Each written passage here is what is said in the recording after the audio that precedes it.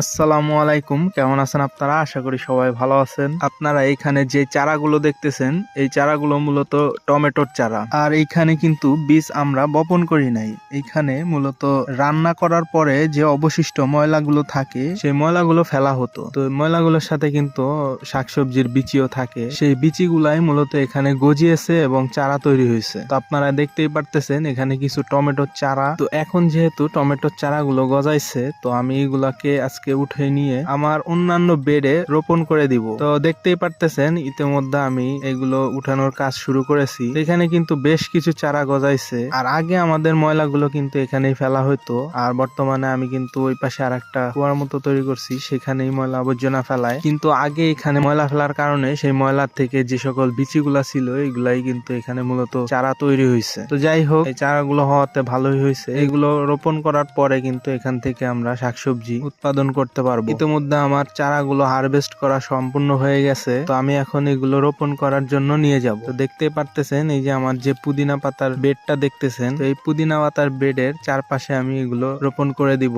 আর ওইখানে কিছু বেগুনের বিচি বপন করা ছিল, তো ওইখানটায়ও কিন্তু আমি এই টমেটোর চারাগুলো রোপণ করব এর চারপাশে। তো একে একে করে কিন্তু আমি সবগুলো চারা এখানে রোপণ করতেছি। একটা মরিচের চারাও ছিল, সেই মরিচের চারাটাও কিন্তু রোপণ করে দিয়েছি। আর রোপণ করার পরেও কিন্তু আমি এখানে ভালোভাবে পানি দিয়ে দিয়েছি। আর এখন যেহেতু হালকা হালকা শীত আছে, তো টমেটোর চারাগুলো মারা যাওয়ার সম্ভাবনা খুবই কম। আশা করতেছি সবগুলো টমেটোর চারাই এখানে বেঁচে যাবে। তো দেখতে পারতেছেন ইতিমধ্যে আমার সব কাজ সম্পূর্ণ হয়ে গিয়েছে। পরবর্তী ভিডিওতে টমেটো গাছের আপডেট গুলো আপনাদেরকে জানাবো। তো যাই হোক, এই ছিল আজকের ভিডিও ভালো লাগলে অবশ্যই লাইক কমেন্ট শেয়ার করতে ভুলবেন না। তো আজকের ভিডিও এখানে শেষ করতেছি। দেখা হবে অন্য কোনো ভিডিওতে। সে পর্যন্ত সবাই ভালো থাকবেন, সুস্থ থাকবেন। আল্লাহ হাফেজ। আসসালামু আলাইকুম।